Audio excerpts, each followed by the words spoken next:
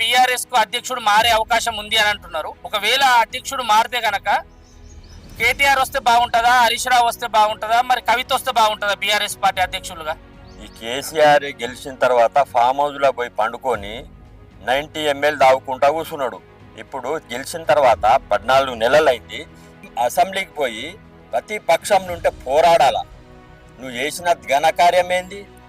మొత్తము చిట్ట చేసినావు, అప్పు చేసినావు, పోయి ఫామ్ హౌస్లో వన్నావు. తెలంగాణ నేను తెచ్చిన తెలంగాణ అంటున్నావు. నువ్వు ఎడ తెచ్చినావు? ఎంత అమరులయ్యారు విద్యార్థులు, ఎంత అమరులయ్యారు. శ్రీకాంతాచారి ప్రాణం పోయింది అనేది పాపం. ఆయన ఉద్యమకారుడు, ఈయన కాదు. ఇప్పుడు అంటూరుగా మీరు ఎవరు అధ్యక్షులు చేయాలని చెప్పేసి. కేటీఆర్ మొత్తం కుంభకోణం ఉన్నది. భూ కబ్జాలు, బెదిరింపులు.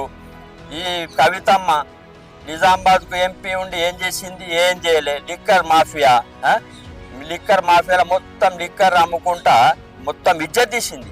లిక్కర్ రాని అంటారు. అలా కుటుంబ పాలన వేస్తూ ఆ రావుల పాలన అద్దు. మాకు చేస్తే బీసీ నాయకుడికి వేయండి.